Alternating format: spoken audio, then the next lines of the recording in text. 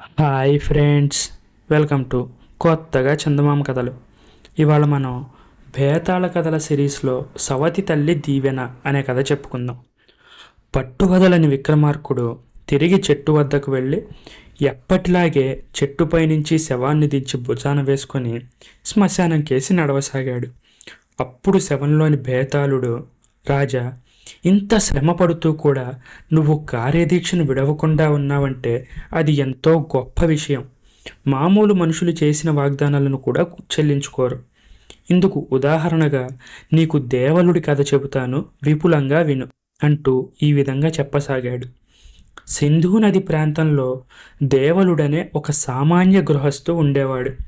అతను తనకు గల కొద్దిపాటి పొలంలో తన కుటుంబానికి కావాల్సిందంతా పండిస్తూ ఏ లోటు లేకుండా తన భార్యతోనూ కొడుకుతోనూ జీవిస్తూ ఉండేవాడు.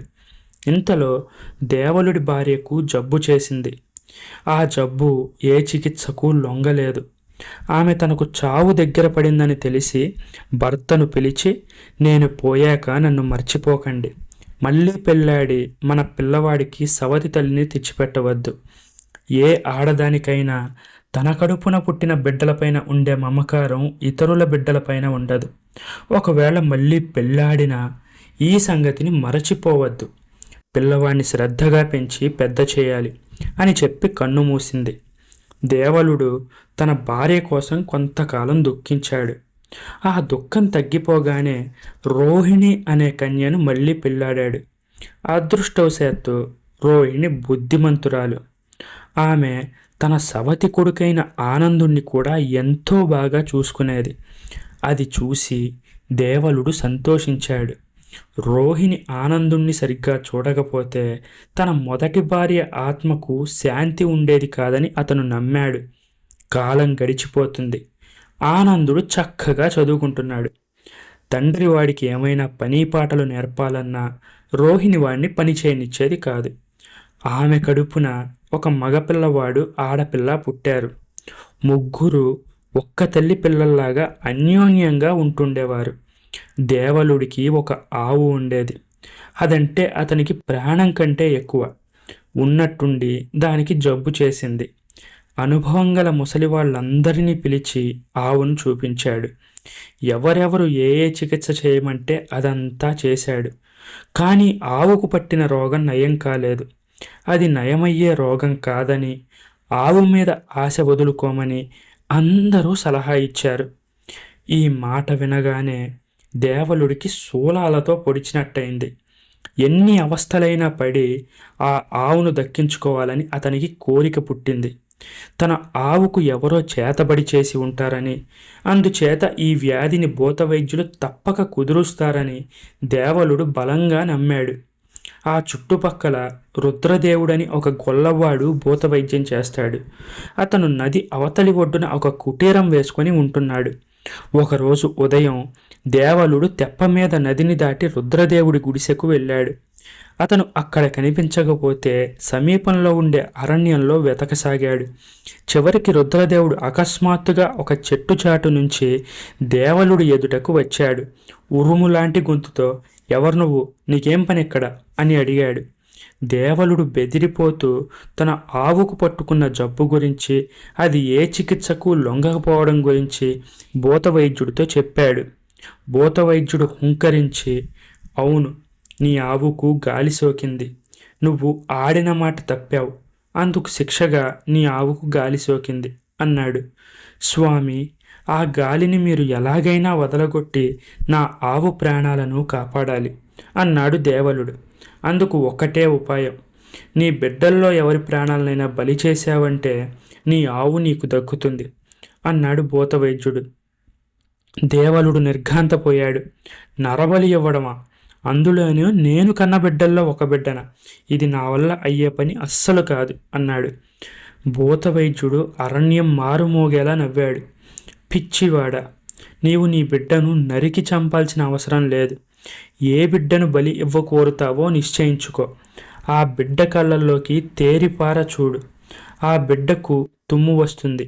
నువ్వు చిరంజీవ అని దీవించకు. మళ్ళా బిడ్డ కళ్ళల్లోకి చూడు. మళ్ళీ ఆ బిడ్డ తుమ్మినప్పుడు కూడా దీవించకు. ఈ విధంగా 3 తుమ్ములు తుమ్మాక ఇక ఆ బిడ్డ నీది కాదు, నీ ఆవేమో బతుకుతుంది. నీకు ఇష్టమైతేనే అలా చెయ్యి, లేకపోతే మానే అన్నాడు. దేవలుడు దీర్ఘాలోచనతోనూ దిగులుతోనూ కుంగిపోయి ఇంటికి తిరిగి వచ్చాడు. తన ఆవును పట్టినది తన మొదటి భార్యే అయి ఉంటుందని దేవలుడికి తోచింది. తాను మళ్ళీ పెళ్ళాడినందుకు ప్రాయశ్చిత్తంగా తన ఆవు ప్రాణాలు తీస్తుంది కాబోలు అనుకున్నాడు. ఆనందుణ్ణి బలి చేసేస్తే తన ఆవు బతకడమే కాక ఇక ఎన్నటికీ మొదటి భార్య తన జోలికి రాదు. రోహిణి చాలా మంచిది, కానీ తన మొదటి భార్య కోసం రోహిణి సంతానాన్ని బలి ఇవ్వడం చాలా అన్యాయం. ఏ విధంగా చూసినా ఆనందుణ్ణి బలి కానివ్వడమే సమంజసమని దేవలుడికి తోచింది. కానీ ఆ పని చేయడానికి దేవలుడి అంతరాత్మ ఒప్పుకోలేదు. ఎందుకంటే తన మొదటి భార్య పోయాక అతను ఆనందుణ్ణి ప్రాణం కంటే ఎక్కువగా పెంచాడు. ఏం చేస్తాం, ఆవు చస్తే చస్తుంది అనుకుంటూ దేవలుడు తన ఇంట్లోకి అడుగుపెట్టాడు. ఇంతలోనే రోగంతో బాధపడుతున్న ఆవు అతని కంటపడింది. దాన్ని చూడగానే దేవలుడి గుండె నీరైపోయింది. వెంటనే అతను తన పెద్ద కొడుకును బలి చేసి అవసరమైతే ఆవు ప్రాణాలు కాపాడుకోవాలని దృఢ నిశ్చయం చేసుకున్నాడు. కొద్దిసేపటికి పిల్లలు ముగ్గురు ఆటల నుంచి వచ్చి అన్నాలకు సిద్ధమయ్యారు. దేవలుడు ఆనందుణ్ణి దగ్గరకు పిలిచి వాడి కళ్ళల్లోకి సూటిగా చూశాడు. ఆనందుడు ఒక్క తుమ్ము తుమ్మాడు. చిరంజీవ అందామని నోటిదాకా వచ్చింది, కానీ దేవలుడు నోరు కట్టేసుకున్నాడు. అతడు మళ్ళీ ఆనందుడి కళ్ళలోకి చూశాడు. వాడు మళ్ళీ తుమ్మాడు. తండ్రి దీవించలేదు. ఇంకొకసారి తాను ఆనందుడి కళ్ళలోకి చూశాడంటే వాణ్ణి తాను హత్య చేసినట్టే.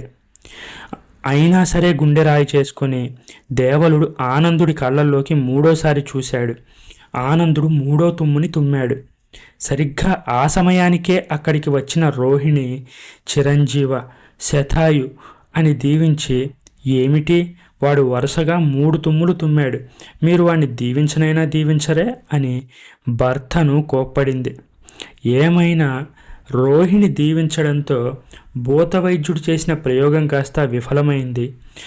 ఆనందుడు ఆరోగ్యంగా ఉన్నాడు. ఆవు మట్టుకు ఆ రాత్రే ప్రాణాలు విడిచింది.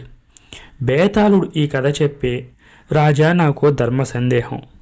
దేవలుడు ఆవు కోసం తన కొడుకును చంపుకోవడానికి ఎందుకు సిద్ధపడ్డాడు? అతనికి కొడుకు పైన కంటే ఆవు పైన ఎక్కువ ప్రేమ కావడం చేతన తన సొంత కొడుకు చావు కోసం దేవలుడు ప్రయత్నిస్తుంటే సవతి తల్లి అయిన రోహిణి వాడిని దీవించి వాడి ప్రాణాలు ఎందుకు కాపాడింది? ఈ ప్రశ్నలకు సమాధానం తెలిసి కూడా చెప్పకపోయావంటే నీ తల పగిలి 1000 ముక్కలు అవుతుంది అన్నాడు. దానికి విక్రమార్కుడు, దేవలుడు తన కొడుకును చంపడానికి సిద్ధపడ్డానికి అసలు కారణం ఆవు పైన ఎక్కువ ప్రేమ ఉండడము కాదు, కొడుకు పైన తక్కువ ప్రేమ ఉండడం కాదు. తన భార్య ఆఖరు కోరిక పాటించక మళ్ళీ పెళ్లి చేసుకున్నందుకు అతని అంతరాత్మలో తాను తప్పు చేశానేమో అన్న సంకోచం ఉండిపోయింది. కొడుకును చావనిస్తే ఆ తప్పు చక్కబడుతుందని అపోహపడ్డాడు దేవలుడు. పాపభీతి గలవారు ఈ విధంగానే ఒక తప్పు తర్వాత మరొక తప్పు చేస్తారు. ఇక రోహిణి మనసు నిర్మలమైనది. అందుచేత ఆమె తన సవతి కొడుకుని దీవించింది. మంచి మనసు గల వారెవ్వరైనా అలానే చేస్తారు. భార్యాభర్తలిద్దరి ప్రవర్తనలోనూ ఉన్న తేడా వారి మనస్సుల్లో ఉండే తేడాని బట్టి ఏర్పడింది, కానీ ఆనందుడికి వారికి ఉండే బంధుత్వాన్ని బట్టి ఏర్పడింది కాదు అన్నాడు. రాజుకు ఈ విధంగా మౌనభంగం కలగగానే బేతాళుడు శవంతో సహా మాయమై తిరిగి చెట్టెక్కాడు. ఈ కథ మీకు నచ్చినట్లయితే దీన్ని లైక్ చేయండి, మీ ఫ్రెండ్స్ అందరికీ షేర్ చేయండి. అలాగే మన ఛానల్ని సబ్స్క్రైబ్ చేసుకోవడం అస్సలు మర్చిపోకండి. Thank you friends.